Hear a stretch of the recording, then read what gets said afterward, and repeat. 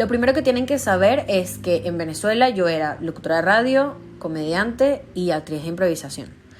Que dedicarse a cualquiera de estas tres cosas en cualquier lugar del mundo es complicado. Es decir, vivir del arte en sí es bastante complicado. No porque sea imposible, sino porque hay como que tener mucho orden y también trabajar mucho hasta que ya tienes como cierta credibilidad para que la gente pague por lo que haces, ¿no? Entonces cuando llegué a México yo sabía ya que esto era así, porque en Venezuela me costó unos 3, 4 años construir lo que había hecho. Entonces estaba lista para que me tomara 3, 4 años más volver a tener lo que tenía en mi país o más de lo que tenía en mi país. Entonces me acepté un trabajo en una agencia de publicidad como asistente de alguien que se encargaba de conseguir clientes. La verdad es que nunca había hecho eso, ni me acuerdo cómo se llamaba el cargo. Yo sé que yo mandaba cotizaciones y mandaba presupuestos y buscaba clientes, y ese trabajo llegó como al mes y medio en el que yo estaba en México. O sea, un mes y medio después de que llegué a México.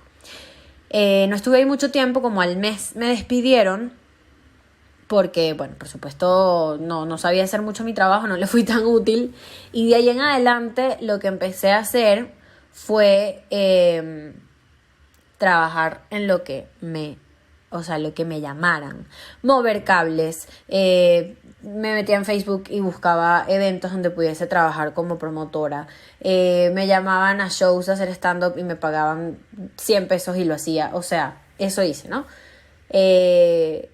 Y luego, cuando estuve como un mes y medio casi ya perdiendo la cabeza porque solamente hacía cositas chiquitas a las que me llamaban, pero pude sobrevivir, empecé a trabajar en una agencia de publicidad donde necesitaban una recepcionista.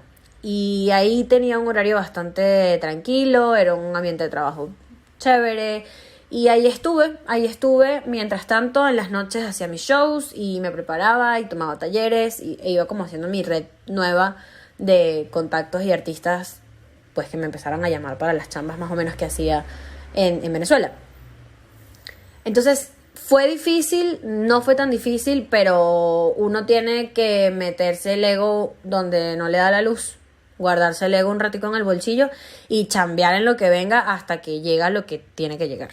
Benéfico ha sido 100% benéfico, 100% benéfico y 100% rudo, pero que haya sido rudo no quiere decir que haya sido o sea, no quiere decir que el hecho de que haya sido difícil no quiere decir que yo me haya sentido miserable en el proceso. Más bien, fue un reto demasiado interesante darme cuenta que todo el material que hacía en Venezuela no funciona, o sea, no funcionaba en México. Y no solamente que no funcionaba, sino que ya no me gustaba. Entonces fue una suerte de catarsis, darme cuenta que mi vida previa a Venezuela no me servía, no me servía. Entonces fue como empezar de cero, pero en buen plan, o sea, construcción, aprender, empezar a escuchar cómo hablaba la gente para sonar un poquito más familiar en el escenario. Por supuesto, al principio nadie me entendía, pero también me di cuenta que hubo un momento en el que yo intentaba hablar más mexicano y era raro. Entonces dije, bueno, lo que tengo que hacer es usar palabras para que la gente me entienda, es decir, cambiar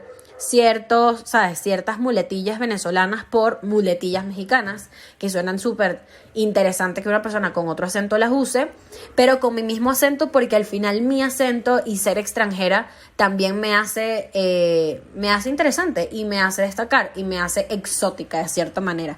Entonces, darme cuenta de eso fue lo que hizo que yo despegara en el stand-up.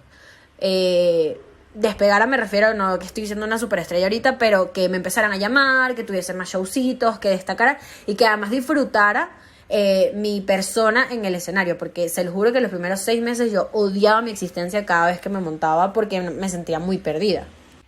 Me ha pasado mucho que la gente cree que soy colombiana.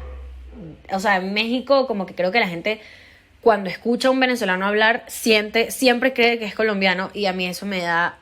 Al principio me ofendía de cierta manera, como, ¿cómo no van a saber cuál es el acento venezolano si hablamos tan cool? Y luego decía, claro, pero es que si la gente le llega a la tele, digamos, o sea, en Netflix hay un montón de series colombianas, las novelas, o sea, obviamente te escuchan hablar y medio ajá, medio dicen, bueno, ok, sí es colombiana.